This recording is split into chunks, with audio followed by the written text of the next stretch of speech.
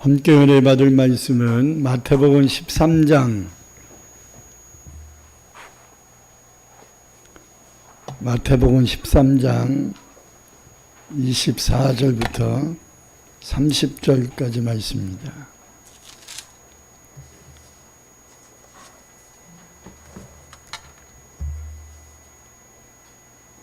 마태복음 13장 24절부터 30절까지 말씀입니다. 우리 함께 합독해서 읽겠습니다. 예수께서 그들 앞에 또 비유를 들어 이르시되 천국은 좋은 씨를 제 밭에 뿌린 사람과 같으니 사람들이 잘 때에 그 원수가 와서 곡식 가운데 가라지를 덧뿌리고 갔더니 싹이 나고 결실할 때에 가라지도 보이거늘 집주인의 종들이 와서 말하되 주여 밭에 좋은 씨를 뿌리지 아니하였나이까? 그런데 가라지가 어디서 생겼나이까? 주인이 이르되 원수가 이렇게 하였구나. 종들이 말하되 그러면 우리가 가서 이것을 뽑기를 원하시나이까? 주인이 이르되 가만두라. 가라지를 뽑다가 곡식까지 뽑을까 염려하노라. 둘 다 추수 때까지 함께 자라게 두라. 추수 때에 내가 추수꾼들에게 말하기를 가라지는 먼저 거두어 불사르게 단으로 묶고 곡식은 모아 내 곡간에 넣으리라 하리라. 아멘. 사랑과 은혜와 풍성하신 아버지, 오늘도 거룩한 주일을 성수하기 위하여 주 앞에 나와 예배드리는 사랑하는 모든 성도들을 축복하시고 한 영혼도 거저왔다 거저로 가지 않게 하시고 오늘도 주시는 귀한 말씀을 마음판에 잘 새기고 깨달을 수 있는 복된 시간 되게 하옵소서. 예수님 이름으로 간절히 기도드립니다. 아멘. 8월달은 우선순위를 바로 아는 달입니다. 그래서 오늘 말씀은 우리들이 잘 알고 있는 말씀 중에 하나인데 일명 가라지 비유다 이렇게 말합니다. 천국에 관한 비유인데 우리는 이 비유의 말씀을 통해서 예수님께서 가르쳐 주시는 우선순위에 관한 교훈을 얻을 수 있게 됩니다. 먼저 비유의 내용을 요약하면 한 주인이 종들을 시켜서 밭에다가 좋은 씨를 뿌렸습니다. 근데 그 밭을 관리해야 될 책임이 있는 이 종들은 씨를 뿌리는 건 잘 뿌렸는데, 그리고 종자도 좋은 종자를 가지고 뿌렸는데 그것을 한 후에 이제 싹이 나고 열매가 맺기 시작할 때까지 밭을 안 가봤습니다. 그냥 집에서 빈둥빈둥 하다가 잠이나 잤던 겁니다. 그러다가 이제 열매가 맺기 시작할 때가 됐네 이런 생각이 들어서 밭을 가봤더니 가라지가 우죽순 올라와 있는 거예요. 그래서 이거 큰일 났다 이런 생각이 들어서 주인에게 찾아가 보고를 합니다. 오늘 본문 24절부터 27절을 먼저 읽겠습니다. 예수께서 그들 앞에 또 비유를 들어 이르시되 천국은 좋은 씨를 제 밭에 뿌린 사람과 같으니 사람들이 잘 때에 그 원수가 와서 곡식 가운데 가라지를 덧뿌리고 갔더니 싹이 나고 결실할 때에 가라지도 보이거늘 집 주인의 종들이 와서 말하되 주여 밭에 좋은 씨를 뿌리지 아니하였나이까? 그런데 가라지가 어디서 생겼나이까? 그래서 이 종들이 가라지가 무성한 것을 보고 주인에게 찾아가서 아니 우리는 분명 좋은 씨를 뿌렸는데 왜 가라지가 뿌려져서 이렇게 무성합니까? 이거 어찌 된 일입니까? 라고 반문하여 물었다는 거예요. 여러분 좀 이거 이상하지 않습니까? 왜 이 종들이 주인에게 찾아가서 가라지가 무성하게 된 것에 대하여 주인에게 되물었을까요? 다른 이유를 찾을 수가 없습니다. 아마 이 가라지가 무성한 것에 대한 책임을 자기들이 짓지 않기 위하여 우리가 가라지를 뿌리지 않았습니다라는 것을 해명하려고 하는 의도가 아니었는가. 쉽게 얘기하면 지발절해서 그런 거죠.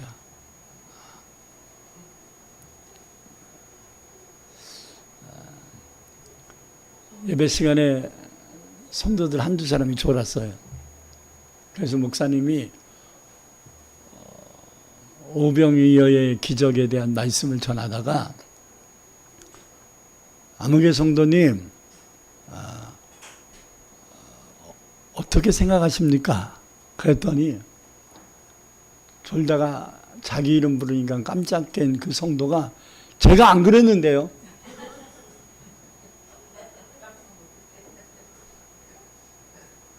어떻게 생각하느냐고 물었지 뭘 추궁한 게 아니잖아요.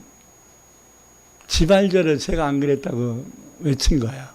그러니까 그 얘기를 듣고 여러분들도 웃었던 것처럼 성도들이 깔깔거리고 웃었어요. 여러분 이 종들의 자세가 지금 그런 것 같습니다. 물론 자기들이 가라지를 뿌리지 않았습니다. 이 가라지라는 원어를 보니까 독보리라는 뜻이에요. 독보리. 그러니까 보리같이 생겼는데 이거 먹으면 독소가 있어서 탈이 나는 곡식을 의미합니다. 이것을 악한 원수가 와서 뿌린 거죠. 이 종들은 좋은 씨를 뿌린 거예요. 이 가라지를 뿌린 적이 없습니다. 당연히 자기들이 안 뿌린 거는 맞지요. 근데 주인에게 이것을 묻는 것은 이들의 의도가 좀 있었던 것 같습니다. 자기들이 뿌리지 않았다라고 하는 해명을 하기 위함이거든요. 지발절해서 그런 거죠. 그것은 주인도 알고 있는 사실입니다.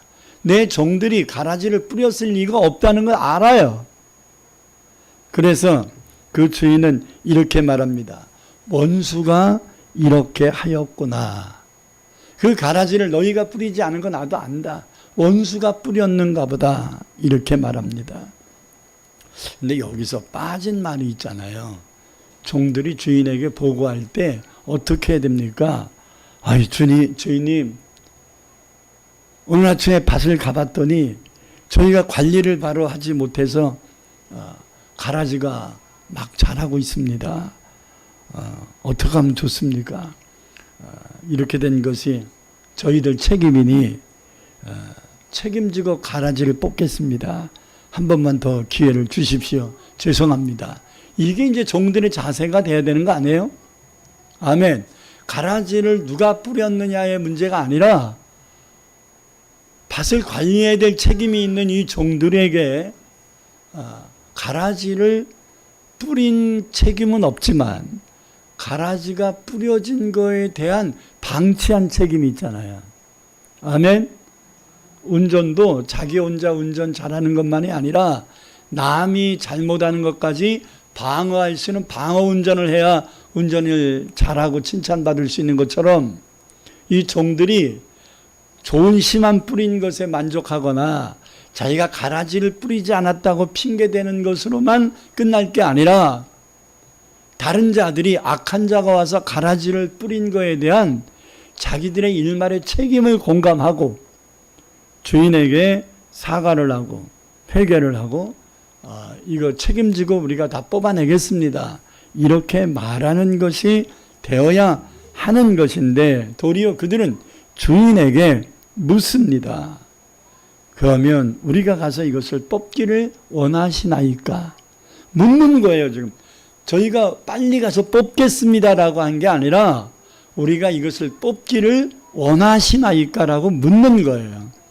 이것도 좀 문제가 있죠. 이 질문은 가라지를 뽑겠다는 것입니까? 안 뽑겠다는 것입니까?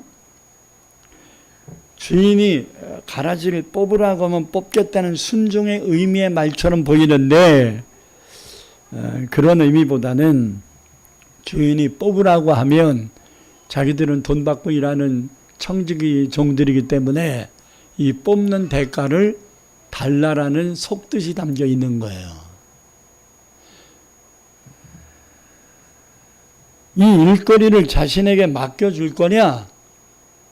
라고 묻는 것은 일거리를 맡겨준다면 그 일을 할 것이고 그 일을 하는 것에 대한 대가를 주인은 치르기를 원한다라는 속뜻이 담겨 있는 겁니다. 이 말 속에 이 일을 가라지를 뽑는 일을 시키려면 또 다른 품삯을 달라라는 요청이 담겨 있는 거예요. 이 말을 들은 주인은 빈정이 상한 겁니다. 아니 이게 뭐야? 자기들이 뭘 잘못했는지를 모르네.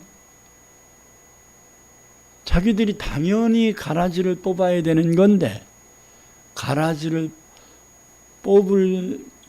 뽑는 일을 자기들에게 맡겨줄 거냐는 거를 나한테 왜 묻지? 돈 달라는 거야? 이 대가 치르라는 거야 나보고? 그래서 빈정이 상한 주인은 단호하게 말하였습니다. 본문 29절부터 30절 읽겠습니다. 주인이 이르되 가만두라. 가라지를 뽑다가 곡식까지 뽑을까 염려하노라. 둘 다 추수 때까지 함께 자라게 두라. 추수 때에 내가 추수꾼들에게 말하기를 가라지는 먼저 거두어 불사르게 단으로 묶고 곡식은 모아 내 곡간에 넣으리라 하리라. 한마디로 뭐예요? 노터치, 건드리지 마. 이제 너희들 빠져. 너희들에게 다시는 일을 맡기지 않을 거야. 아예 추수 때까지 놔뒀다가 추수하는 전문 추수꾼들에게 이것을 맡겨서 깔끔하게 교통정리할 거야. 이런 말입니다. 여기에서 우리는 몇 가지 영적인 원리를 깨달아야 됩니다. 첫째는 일을 할 거냐 안 할 거냐가 먼저가 아니라 일한 것에 대한 자기 점검과 그릇됨에 대한 회개가 먼저지요. 이 종들이 가라지 뽑을까요? 라는 것을 주인에게 묻는 게 먼저가 아니라 이 가라지를 뽑을 수 있는 기회를 달라고 이렇게 요청하는 것이 맞는 거예요. 우리의 잘못이라는 걸 시인하고 고백하고 회개하는 게 먼저예요. 자기가 뭘 잘했는지 잘못했는지를 바르게 인식하는 게 먼저라고요. 하나님의 일을 막 여러 가지 하는 게 중요한 게 아니라 내게 맡겨진 그 사명을 내가 제대로 했느냐에 대한 자기 점검과 그릇됨에 대한 회개가 먼저라 이 말이에요. 이 종들은 굉장한 착각에 빠져 있는 것입니다. 자신들이 뭘 잘못했는지를 전혀 인식하지 못하고 또 다른 대가를 요구하고 있는 것. 이건 문제입니다. 도리어 주인에게 자신의 잘못을 회피하면서 묻고 있는 것입니다. 집주인의 종들이 와서 말하되 주여 밭에 좋은 씨를 뿌리지 아니하였나이까. 그런데 가라지가 어디서 생겼나이까. 그걸 주인에게 물으면 됩니까 안 됩니까? 우리는 분명히 좋은 씨를 뿌렸는데 왜 가라지가 생겼나요? 이걸 말이라고 하는 거냐 이 말이에요. 여러분, 나는 우리 가족들이 다 구원받기를 하나님께 기도하고 전도했는데 왜 내 가족이 이렇게 전도가 안 되고 있습니까? 라고 묻는다면 하나님이 구원하지 않으신 책임을 묻는 건가요?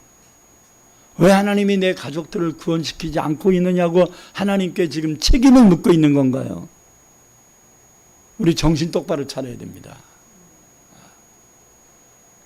전도하는 책임이 누구에게 있는 거예요? 먼저 믿은 저와 여러분에게 있다는 것을 알아야 합니다. 밭을 누구에게 맡겼어요? 밭의 주인은 집주인이지만 밭의 관리는 누가 해야 되는 거예요? 이 종들이 해야 되는 거예요. 영혼을 구원시키는 분은 하나님이지만 영혼을 구원할 수 있는 도구로 쓰임받는 전도는 누가 하는 거예요? 저와 여러분이 해야 되는 거예요. 아멘. 그러면 전도하는 데 있어서 많은 시간을 하나님이 주셨는데 아직 이루지 못한 것에 대한 책임감을 얻어야지 도리어 이 종들처럼 왜 내 자녀는 교회 안 나오고 있습니까? 하나님 앞에 대받아 물으면서 그 책임을 하나님께 전가하려고 하는 이런 얄팍한 생각이 가져서는 된다 안 된다? 책임을 느낍니까? 아멘을 제대로 못하는 이유가 뭐예요? 이 종들처럼 내가 가라지 안 뿌렸는데요. 내가 언제 내 자녀들한테 지옥 가라고 한 적이 있나요? 내가 언제 내 자녀들에게 예수 믿지 말라고 말한 적 있나요? 난 예수 믿으라고 했는데요.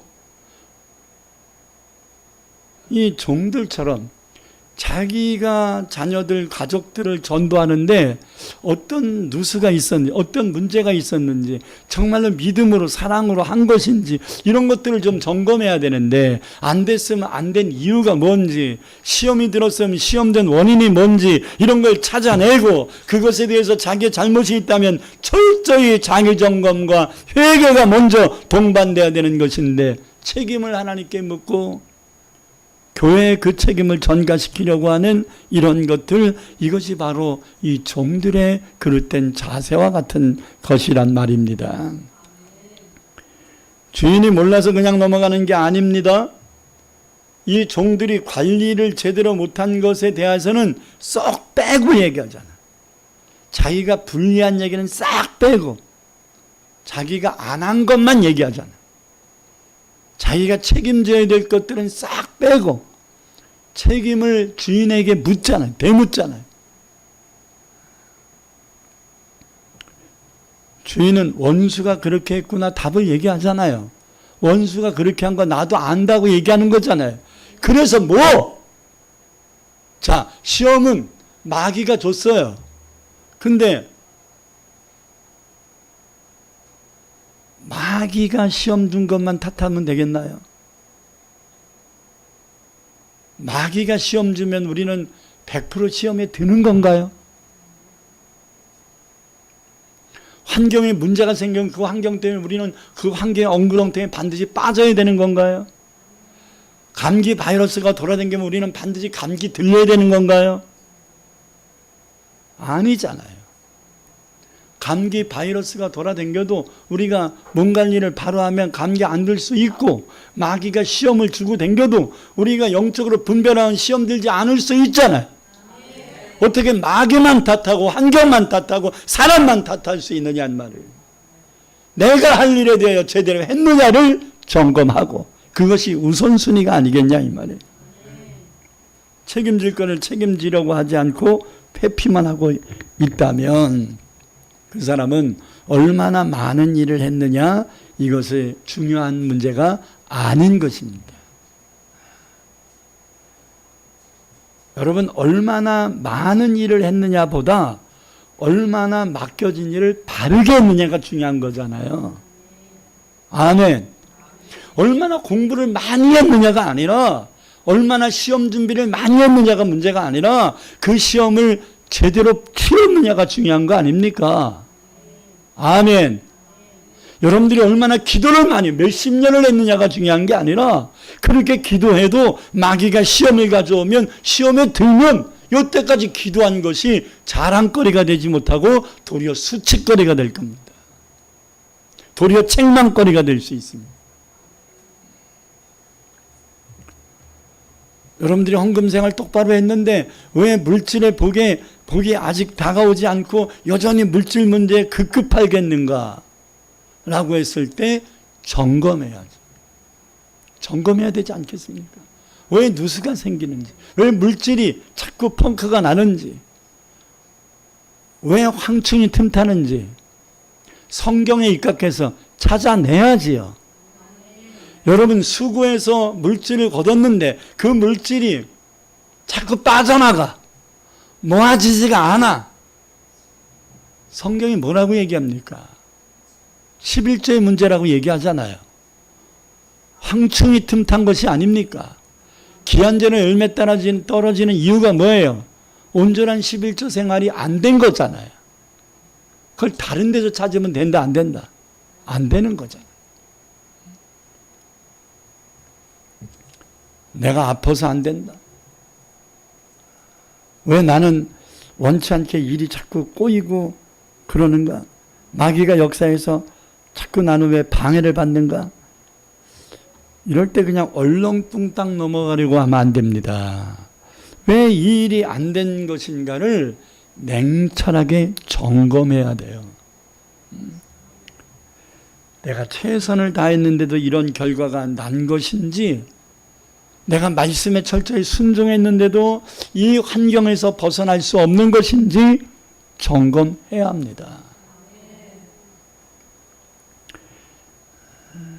왜 마귀가 방해를 한 것인지, 어디서 틈을 타서 틈이 생긴 것인지 우리는 하나님께 물으며 기도해야 됩니다.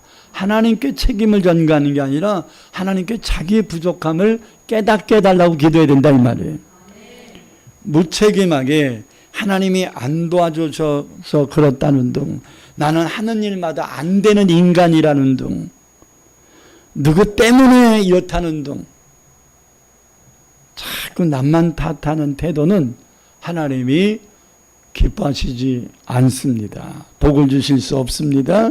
핑계를 대거나 탓하며 자신의 잘못을 회피하려고만 하지 말고 책임감 있는 말과 행동을 해야만 합니다.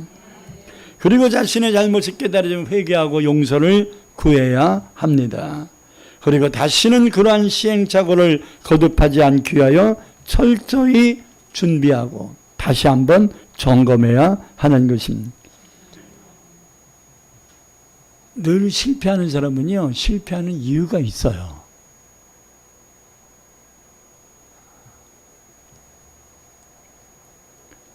마귀가, 원수가 그냥 오는 게 아니에요. 성경이 분명히 말하잖아요. 이들이 일을 하지 않고 잘 때에 원수가 가라지를 뿌렸다. 어느 때? 잘 때. 영적으로 잠들어 있을 때 마귀가 틈타고 역사했다. 여러분 상식적으로 보세요. 씨를 뿌려고 언제 나갔어요? 싹이 나가지고 열매가 맺기 시작할 때 나갔어요. 그동안 종들은 뭐 했다는? 잤대요. 여러분 씨를 뿌렸는데 그 다음날 싹이 나가지고 열매 맺습니까? 아니잖아요. 일정 기간이 지났다는 얘기잖아요. 그동안 나가 본 거야? 안 나가 본 거야? 안 나간 거야. 그러면 자기 책임을 한 거야? 안 한 거야? 안 한 거잖아요.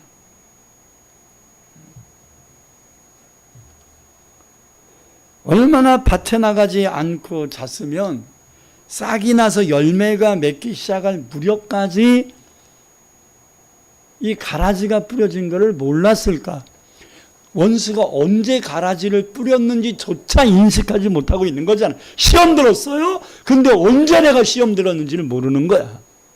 문제가 생겼어요? 왜 문제가, 어떤 틈을 타고 문제가 생겼는지를 인식을 못하는 거예요. 얼마나 영적으로 잠들어 있었으면, 얼마나 멍 때리고 있었으면 이 지경까지 오도록 우리가 깨닫지 못하고 인식하지 못하고 있었느냐는 거예요. 이건 심각한 누수가 생긴 거예요. 근데 이 종들은 주인에게 와서 우리는 가라지를 뿌린 적이 없다고 변명만 하고 있다면 그것이 문제란 말입니다. 가라지를 자신이 뿌리지 않은 것만이 다가 아니라 원수들이 가라지를 뿌리는 것을 막아야 되는 것, 이것이 그들의 의무요 사명이었다는 것을 인식 못하고 있는 거예요. 다시 말해 주인이 자기에게 주신 일이 무엇인지를 바르게 알지 못한 거예요. 자신의 사명을 바르게 감당하지 못하는 것에 대하여 자기 점검을 먼저 하고 회개하지 않고서는 어떻게 주인에게 가라지가 왜 생겼냐고 물을 수 있겠습니까? 그리고 우리가 저 가라지를 뽑기를 원하느냐고 물을 수 있겠습니까? 어불성설인 것입니다. 두 번째 생각해야 돼. 내가 일을 하려고 하는 게 아니라 가라지 뽑겠다고 나서는 게 중요한 게 아니라 그 일을 주인이, 하나님이 나에게 그 일을 맡겨줄 거냐, 하나님이 나를 쓰실 거냐, 내가 하겠습니다 저요라고 하는 게 중요한 게 아니라 하나님이 그것을 나에게 그래 네가 해라 맡겨줄 거냐는 거예요. 이 게으른 종들은 처음 맡겨진 일들을 바르게 하지 못하면서 가라지 뽑는 일을 자기들에게 맡겨주시겠냐고 묻고 있는 겁니다. 엄청난 착각을 한 거죠. 여러분, 주인이 바보입니까?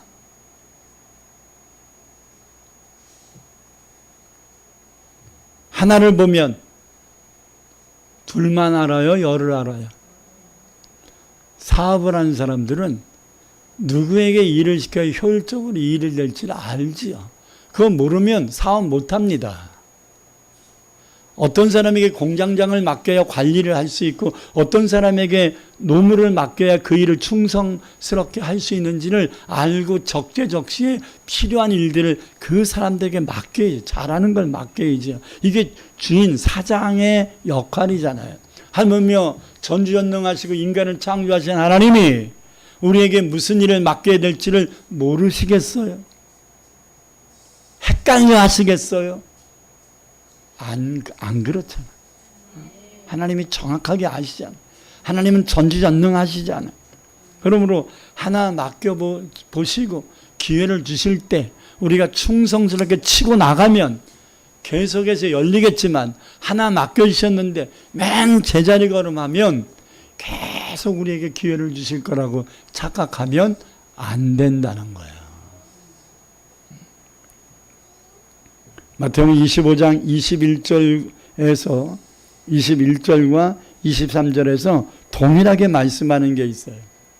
적은 일에 충성하는 자에게 큰 일을 맡겨 주시겠다. 적은 일에 충성하는 자에게 큰 일도 맡겨 주실 것이다. 이 종들이 저희가 가라지를 뽑기를 원하시나이까 물을 때 주인은 이렇게 가만두어라. 노터치. 가라지를 뽑다가 알곡까지 뽑을까 걱정된다 이렇게 얘기하잖아요. 너희들한테 또 일을 맡기면 알곡까지 다 뽑아가지고 엉망진창 만들 것 같으니 나는 너희들에게 다시는 일을 맡기지 않. 나는 너희가 믿음직스럽지 못하다. 여러분, 기본부터 잘하세요. 주일성수와 11조 생활은 신앙생활의 기본이에요. 기본을 하지 않으면서 어떻게 열매를 구할 수 있고 어떻게 시험을 이길 수 있고 어떻게 하나님이 주신 축복과 형통을 얻을 수 있겠어요. 기본부터 해야 됩니다. 처음 맡겨진 일부터 똑바로 하세요. 적은 일부터 최선을 다하세요. 괜히 어설프게 대충 일하면서 많은 일을 하려고 하는 것은 자기 열심일 뿐이고 객기일 수 있습니다. 이렇게 설교하면 어떤 사람들은 에이, 나는 그러게 안 되니까 아무것도 못하겠네. 난 여태까지 맡겨진 거 엉망진창했으니까 앞으로는 아무것도 못하겠네. 그렇게 하라고 하나님이 말씀하시는 게 아니잖아요.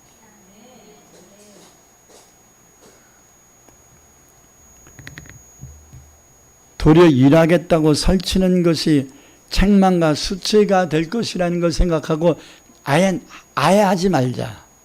그러면 일 안 하면 욕도 안 먹을 거다.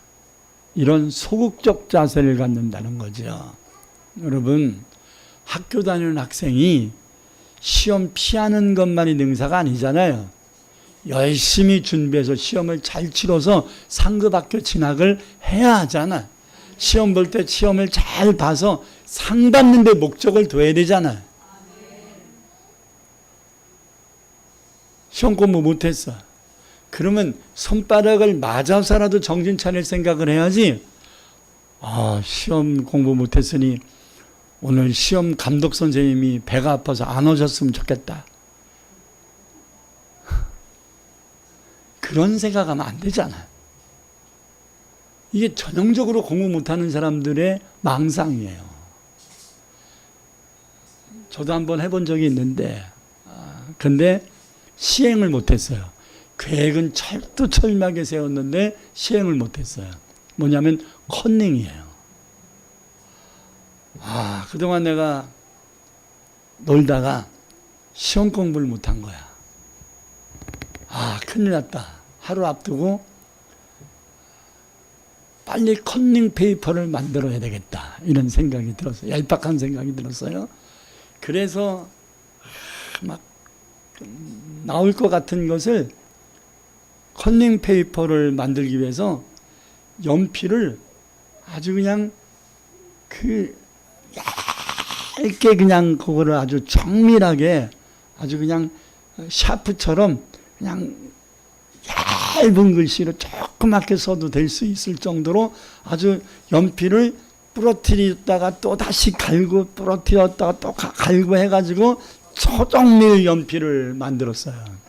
그래가지고 시험 문제에 나올 만한 것들을 아주 페이퍼에다가 아주 그냥 조그만 글씨로 정성을 다해서 딱 봐도 볼 수 있도록 그렇게 아주 그냥 글씨도 아주 그냥 똑부러지게 그냥 아주 쓰고 잘못 쓰면 지우고 다시 하고 막 해가지고 아주 페이퍼를 정밀하게 만들어가지고 안주머니에다가 넣었어요. 근데 제가 공부를 안 하고 컨닝 페이퍼만 준비했잖아. 그러니까 어떻게든지 간에 컨닝 페이퍼를 꺼내서 봐야 되잖아. 그러려면 주변을 살펴야죠. 선생님이 지금 어디 있나. 이거를 정밀하게 살펴야 되잖아요. 그러다 보니까 자꾸 두리번두리번하니까 선생님이 이놈 이거 왜 저래? 그래가지고 내 옆에 있는 거예요, 그냥.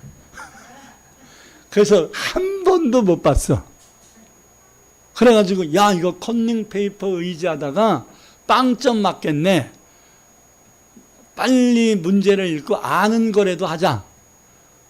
그래서 여러분 하다 보니까 여러분 컨닝 페이퍼 만들다가 공부가 된 거예요. 무슨 말인지 아시겠어요? 무슨 문제가 나올지를 예측을 했잖아. 그것을 정밀하게 쓰고 글씨가 좀 커지면 다시 지우고 다시 하고 그러라고 두 번, 세 번 반복해서 이거 하다 보니까 이거 외웠어. 어느 정도 알았어. 완전히 외운 건 뭐 아니지만 어느 정도 알았어. 그러니까 문제를 읽으면 풀 수 있는 것이 8, 90%였어요. 컨닝 페이퍼 준비하다가 근데 문제는 뭐냐면 컨닝 페이퍼를 보고서 이거를 하려고 기회를 보다가 시간을 놓친 거야. 그래서 이거 아는 건데 아는데 땡 소리가 난 거야. 그래서 아는 것도 못 풀었어요. 그때 제가 뼈저린 게 느낀 게 뭐예요? 컨닝 페이퍼 만드는 시간에 하나라도 공부를 더 하는 게 낫겠다. 내 이 소심한 성격으로 페이퍼를 꺼내가지고서 이것을 보고 옮길 수 있는 자신이 없으니 아예 다급한 상황이라도 시간이 별로 없더라도 없는 시간만큼이라도 최선을 다해서 공부하는 게 좋겠다.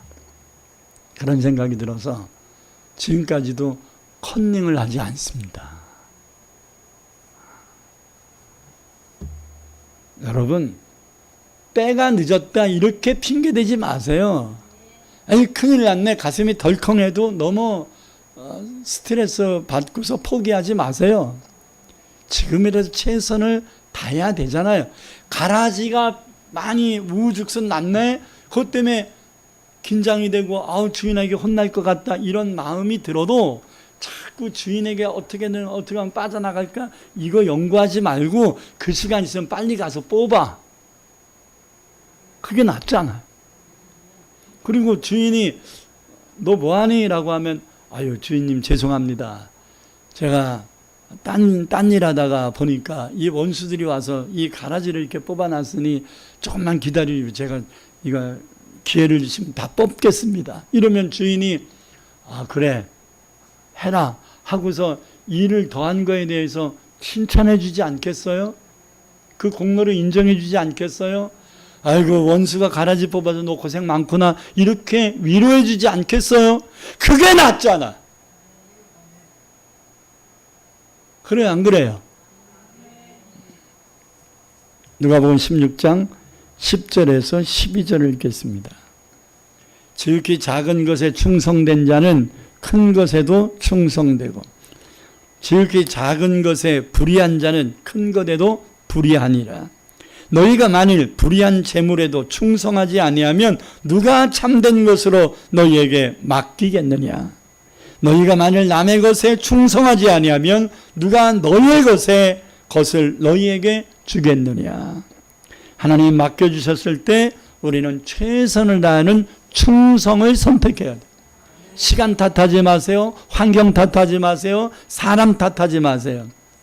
하나님께 인정받을 수 있는 기회입니다. 열악한 환경이라도 환경 탓하지 않고 최선을 다하면요, 우리가 원하는 성과 거두지 못했어도 하나님은 우리의 환경을 익히 아시기 때문에 최선을 다한 자에게 하나님은 칭찬하시고 보상해 주실 것입니다.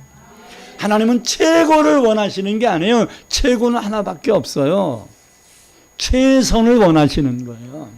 최선은 모두가 다 할 수 있는 거잖아요. 아멘. 그러므로 야 큰일 났다 하면서 빠져나갈 구멍만 생각하지 말고 최선을 다한다면 하나님께 인정받을 수 있는 기회가 되고 하나님께 복을 받을 수 있는 기회가 되는 것입니다. 이번 수련 부흥의 주제는 나도 응답받을 수 있답니다. 수련을 준비하는 기도에 이미 응답이 왔어야지요. 확신이 왔어야 되는 거 아니에요. 아, 이번 수련 부흥에는 은혜가 임하겠네. 나는 감이 와야 되잖아요. 왜? 그것을 위해서 준비 기도한 거니까.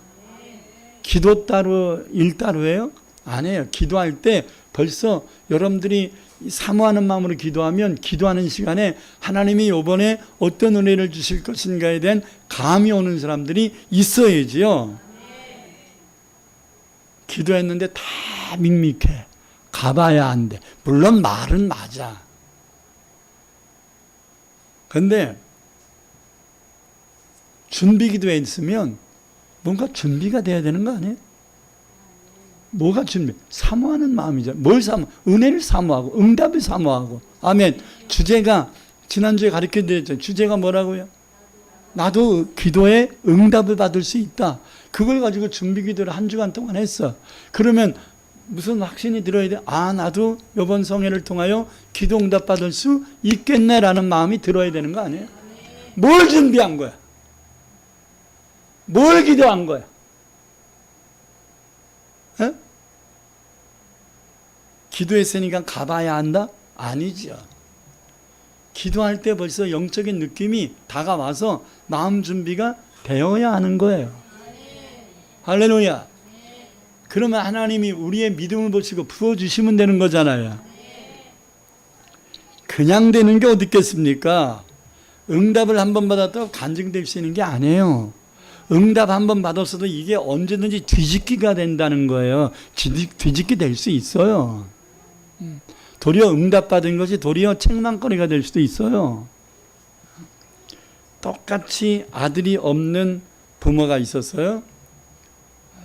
그래서 하나님이 이들에게 나시린으로서 살아갈 수 있는 아들들을 주셨어요. 한 사람은 마노아고 한 사람은 한나예요.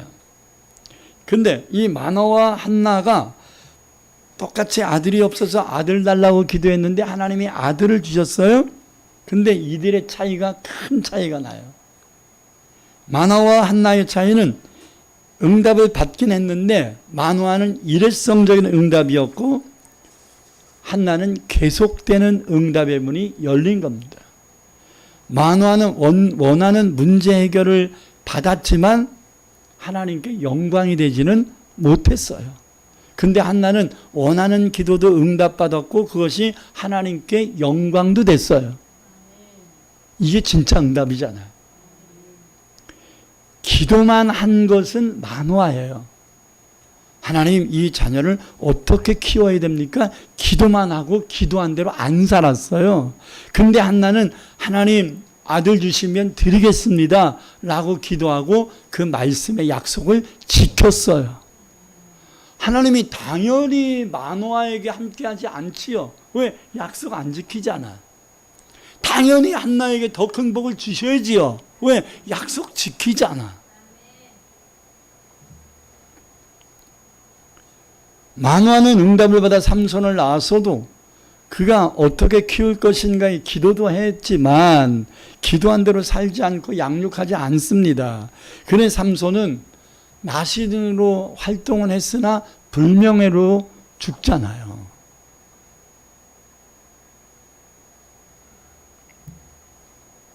아무도 삼손을 사사라고 인정하는 사람이 없어요. 그러나 한나는 철저히 하나님과 약속을 지키며 사무엘을 양육합니다.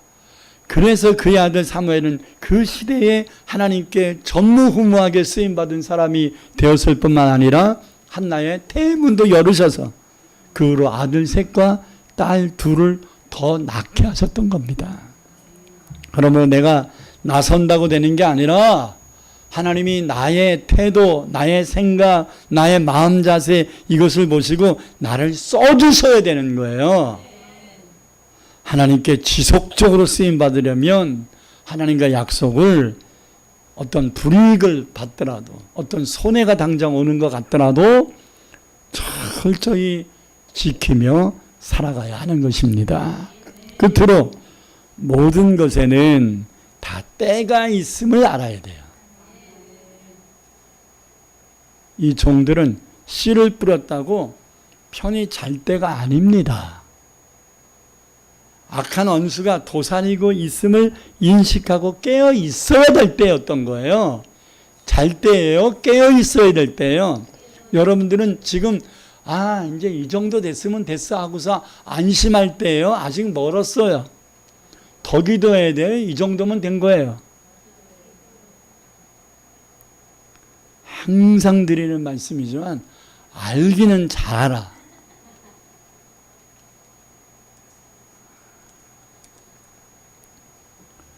결실할 때 가라지가 보이면 주인에게 가서 보고하며 자기의 책무를 회피할 때예요? 아니면 빨리 가서 가라지를 하나라도 더 뽑아야 될 때예요? 왜 주인한테 이걸 얘기해? 자기가 가서 뽑아야지. 오토가라고. 그래서 괜히 일까지 뺏겼잖아. 그냥 가서 뽑았으면 칭찬받았을 거라니까. 이미 가라지는 원수가 뽑은 거고요. 원수가 심은 거고요. 아멘. 나는 주인이 모르고 있는 것까지 이 종들이 스스로 얘기한 거라고 생각이 듭니다. 그냥 가서 뽑았으면 우리 종들이 쉬는 시간에 나쁜 원수가 가라지를 뿌렸구나.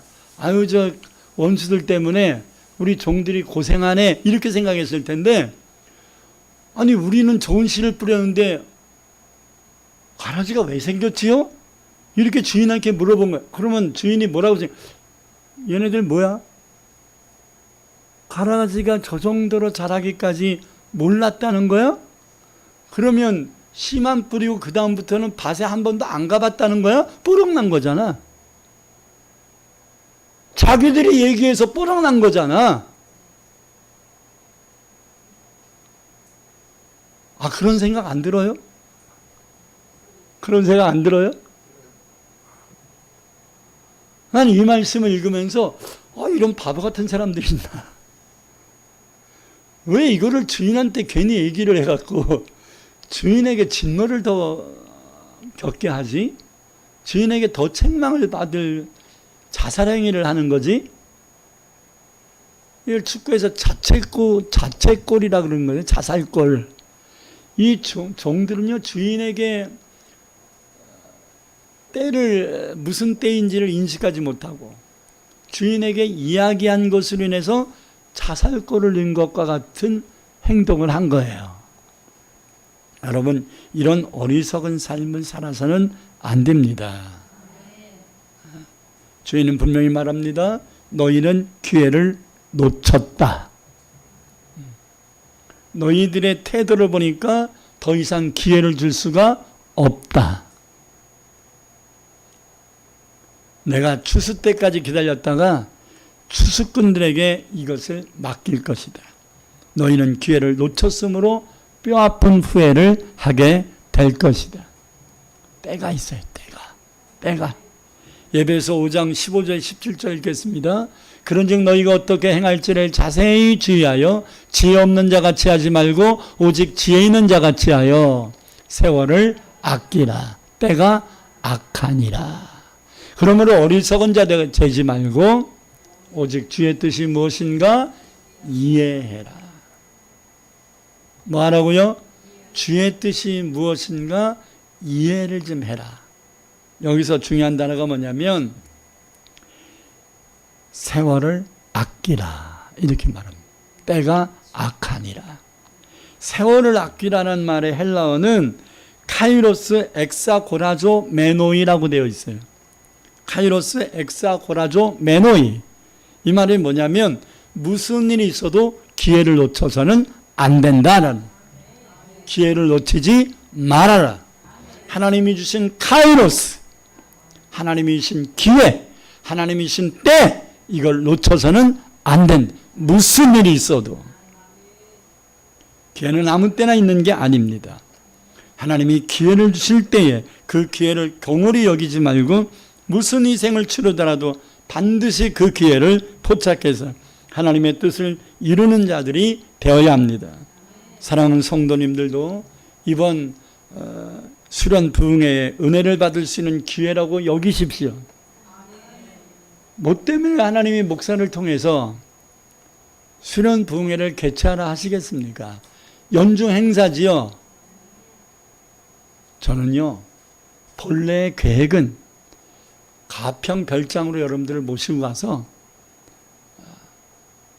바나나 보트도 타게 해주고 주변 관광도 좀 해주고 여러분들 좀 바람도 좀 쐬주고 그리고 저녁에는 예배도 드리고 하면서 복합적인 수련회를 하려고 했습니다.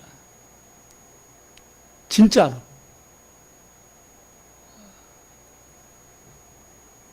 그래서 이것을 위해서 하나님 앞에 기도하고 내 머릿속으로 예산안까지 세웠어요. 아, 예산이 어느 정도 들겠구나. 그러면 재정이 얼마 정도 들어갈 것이고 성도들이 또 헌금을 얼마 정도 하고 이번 회비를 걷지 말고 교회가 이렇게 배려를 해주는 게 좋겠다.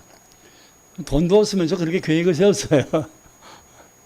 근데 여러분들이 그동안 고생 많았기 때문에 제 마음으로는, 진짜로 마음으로는 가평 가서 은혜도 받고 요즘 한 달에 2번씩 가평을 가잖아요. 근데 여러분 문 밖에 나가본 적도 없잖아. 그죠? 기껏해야 그냥 뒷동산 올라가다 마는 정도잖아. 기껏해 창문 앞에서 청평호수 구경한 것밖에 없잖아. 기껏해야. 그냥 철야 가면 밤새기도 아침 하면 그냥 청소하고 오잖아. 그죠? 새벽에 가면 또 막 예배 드리고 또 아침밥 먹고 청소하고 오잖아. 우리가 가서 구경한 게 뭐 있고 누린 게 뭐 있어요? 영적인 시간으로만 하고 왔잖아요. 그게 제 마음속에는 좀 미안함이 있었어요. 그래서 이번 수련회를 2박 3일 정도로 해가지고 좀 바람도 좀 쐬주고 이렇게 해야 되겠다. 그리고 맛있는 건 또 먹게 하고 이렇게 해야 되겠다라고 생각했는데 하나님이 아니라는 거예요. 3가지 이유인데 하나는 가평으로 가면 성도들의 출석률이 현저히 떨어질 거라는 거예요. 그리고 또 가더라도 나는 하루만 갈래요. 나는 그 다음날 아침에 와야 돼요. 이런 사람들이 발생해서 이제 분위기가 많이 흐트러질 거라는 것이고. 3번째는 지금 선교하기도 좀 빠듯한데 거기에 재정을 투입을 하면 재정에 누수가 생길 거라는 마음을 주셨어요. 그래서 아직 때가 아니다. 이런 생각이 들어서 그러면 작년처럼 수련을 위한 부흥성회로 하겠습니다. 하나님 계획을 주십시오. 하면서 하나님 앞에 제가 한 7주 전에 그런 생각을 하나님께 받고 지금은 우리가 마음을 풀어서 쉴 때가 아니라 더 정신 차리고 긴장해서 하나님께 기도할 때고 더 하나님의 은혜를 사모할 때라는 것을 마음을 갖고 다시 한번 접었습니다.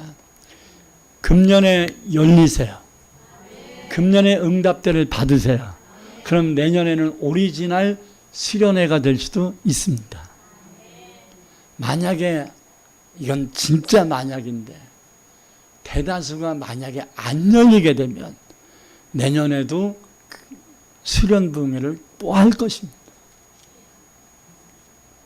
이제 우리도 수련을 좀 졸업하고 이제 하나님이 주시는 은혜와 축복을 누리는 시간을 좀 가지면서 하나님이 창조한 세계를 감사 찬송하면서 우리도 좀 보내야 되지 않겠습니까? 언제까지 주여 도와주시옵소서 애타게 애걸복걸만 하겠어요. 하나님 감사합니다 하면서 가평 팔리는 날까지 저거 활용해서 주의 종들 초청에다가 우리들이 주의 종들 막 성대하게 대접도 하고 아멘. 그리고 좀 어려운 분들 관광도 시켜드리고 선교사들 초빙에다가 호텔 얻어서 좀 편히 쉬게도 해드리고 지역에 맛있는 맛집들 정해가지고 식사도 사드리고 또 선교하느라고 10년 20년 고생들 많으셨는데 좀 바람도 쐬드리고 이런 일들을 우리가 좀 해야 되지 않겠어요? 아직도 자신이 없습니까? 하나님이 주시는 영권, 인권, 물권들을 받아서 우리 천국 가기 전에 이런 좋은 일들 좀 해야 되지 않겠습니까? 어떤 분이 사업에 큰 마인드를 하나님이 주셨어요. 그래서 그동안 많이 어려웠었는데 저한테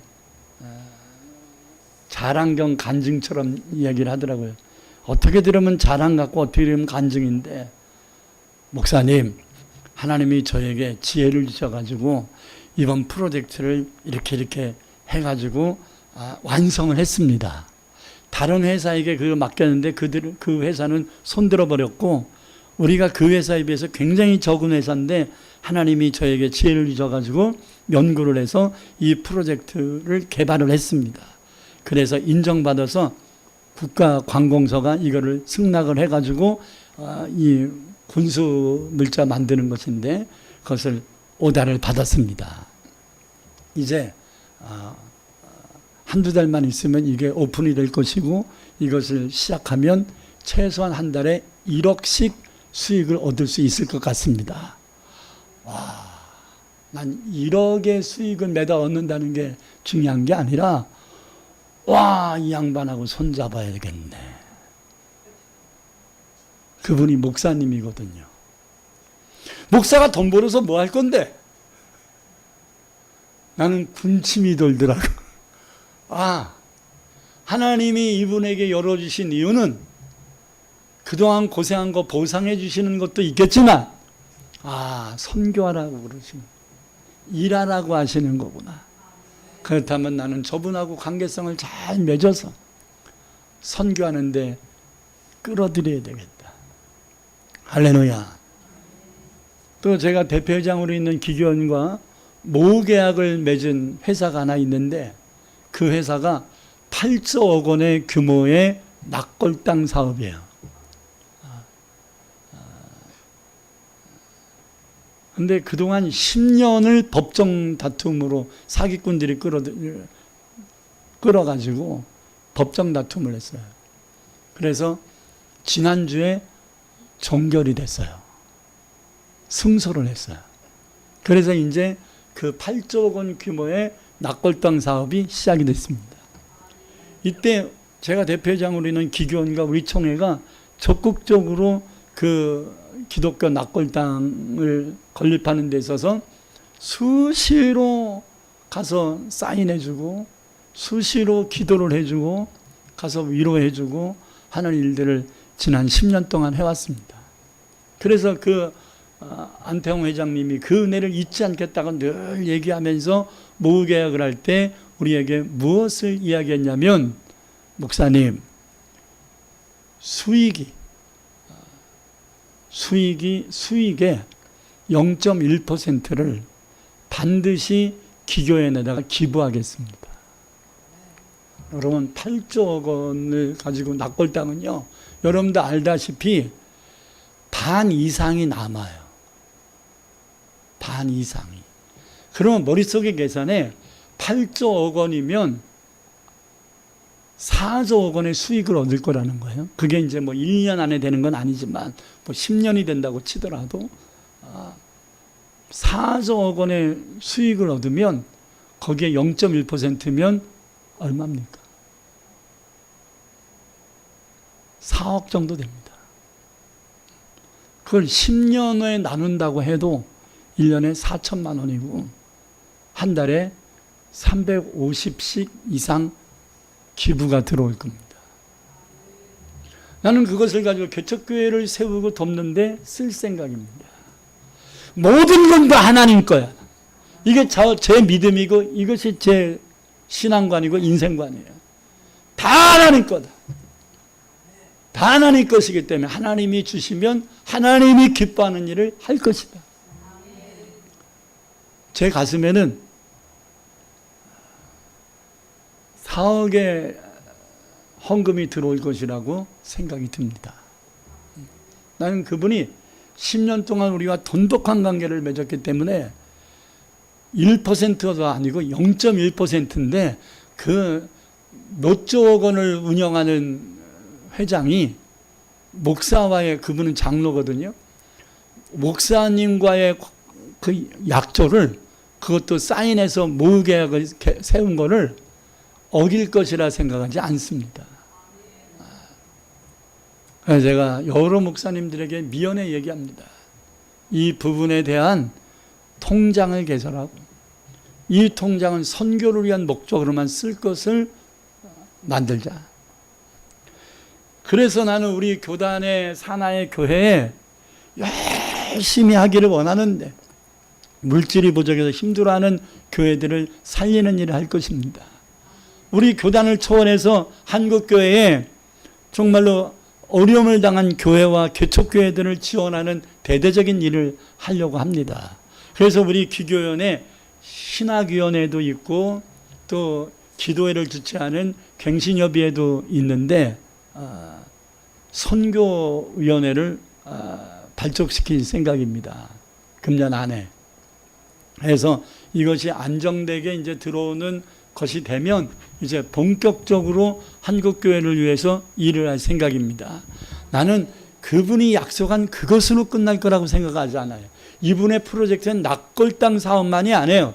납골당에 자기 부모를 찾아오는 사람들이 그냥 참배만 하고 가는 것이 아니라 이분이 그 주변에 30만 평을 더 구입을 해가지고 놀이공원도 만들고 펜션도 만들어서 부대 시설들을 계속 만들 계획을 갖고 있는 거예요. 굉장한 사업가예요.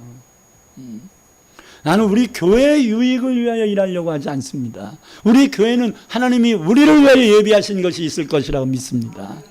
그것은 우리 총회와 한국교회를 위하여 일하라고 하나님이 계획을 세우신 것이라고 생각해요. 납골당 사업의 0.1%만이 아니에요. 자기 사업의 0.1%라고 했기 때문에 나는 4억의 지원만 들어올 것이라고 생각하지 않습니다. 하나님이 열어주시는 무한대의 역사가 있을 수 있다. 이것을 위해서 믿음이 있는 사람들이 그것을 쓸 것입니다. 저는 전도서 2장 26절에 하나님 믿지 않는 자들로 하여금 수고하여 쌓게 하사 하나님을 기뻐하는 자들이 쓰게 하실 것이라고 약속하신 그 말씀을 의심하지 않습니다. 말씀의 결론을 맺으려고 합니다. 나는 이번 실현 부흥회가 저와 여러분에게 우리 처음 사랑교회와 그리고 우리 처음 사랑교회에 속하지 않은 노예와 총회 주변에 있는 교회와 주의 종들과 성도들이 우리 부흥성의 은혜를 사모하여 우리 성도 반, 타교회 성도 반일 거라고 생각합니다. 이 자리가 그득 채워질 것이라고 믿습니다. 그들까지도 이번 수련회를 통해서, 이번 부흥회를 통해서 큰 은혜와 응답을 받을 것이라 확신합니다. 이를 위하여 남은 시간, 아직 3일이라는 시간이 더 남았잖아요. 우리가 더 열심히 기도해서 이번 수련 부흥회가 하나님의 놀라운 은혜와 은총이 임하기를 기도할 수 있기를 축복합니다. 응답의 주체가 되기를 바랍니다. 구경꾼 되지 말고 방관자 되지 말고 주인공 되기를 축복합니다. 기도하겠습니다. 두 손을 가슴에 얹고 하나님 앞에 사모하는 마음으로 기도하겠습니다. 하나님, 우리에게 꿈을 주옵소서. 우리에게 소망을 주옵소서. 이번 수련 부흥에 하나님 응답을 주실 것을 믿습니다. 은혜 주실 것을 믿습니다. 기적이 일어날 것을 믿습니다. 그러나 오늘 말씀을 마음판에 담고 내가 은혜 받기 위해 무엇을 먼저 해야 되는 것인가 자기 점검을 해야 되겠습니다. 하나님, 남 탓하지 말고 자기 해야 될 이 사명, 하나님이 나에게 은혜 주시려고 마음을 먹어야지 내가 은혜 받고 싶은 사모한 마음만 가지고는 안 됩니다. 하나님이 내게 이번 기회에 은혜 주시고 응답 주셔야 되겠다는 하나님의 계획이 있어야 됩니다. 하나님 도와주시옵소서. 그것이 이번이 되게 하옵소서. 그것이 이번 수련의 부흥회가 되게 하옵소서. 통성으로 기도합니다. 주여! 할렐루야 할렐루야 할렐루야 할렐루야 할렐루야. 올라서 올라버리리 가버리리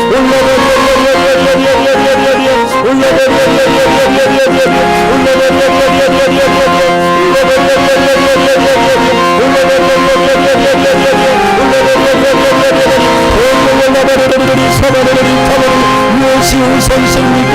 하나님의 이 아버지를 위해 주의 종들과 같이 하나님의 자기의 천국을 내버리고 자기의 사명을 내버리고 자기가 무엇을 해야 되는지를 망각하고 하나님의 남탓만하고 하나님의 아버지를 위해 정말로 하나님의 아버지 주님의 마음을 헤아리지 못하고 하나님의 자기만 빠져나가려고 하는 얄팍한 생각을 가지고 하나님의 일해야 될 때 일하지 않고 잠만 잤던 하나님의 영혼에 아버지 잠에 들었던 아버지의 불쌍한 영혼처럼 우리가 그런 삶을 살지 않기를 원합니다.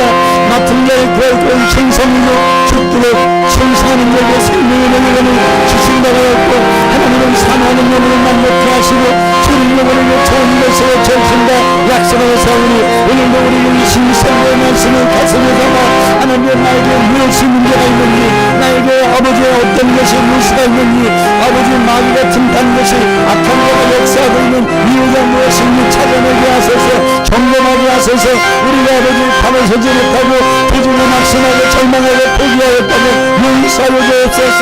하나님의 오늘 아버지 하나님 이 말씀을 가슴에 담고 이번이 은혜받을 기회, 이번이 응답받을 기회, 이번이 열려줄 수 있는 기회, 이번이 하나님 만나시는 기회임을 깨달아 하나님의 주여 우리가 최선을 다해 준비하고 기도하게 하시는 최선을 다해 아버지 하나님 이번 성에 아버지 아침과 저녁에 하나님의 모여 이번을 사모에 예배드리게 하시고 나만 은혜 받을 게 아니라 그동안 가족교회를 위하여 기도해왔는데 하나님의 국명 아버지 우리에게 심표하여 내 가정이 하나님을 경외하는 아름답고 복된 가정 되기를 소망하는 것인데 하나님의 이번을 기회 삼아 하나님 내 자녀들 내 남편들 내 형제들 주님께로 나와 아버지 이 은혜의 자리에 동참하여 하나님의 응답을 공유할 수 있도록 하나님의 은혜를 공유할 수 있도록 하나님의 축복을 공유할 수 있도록 주님 역사하여 주시옵소서. 예수님 이름으로 간절히 기도드립니다. 아멘.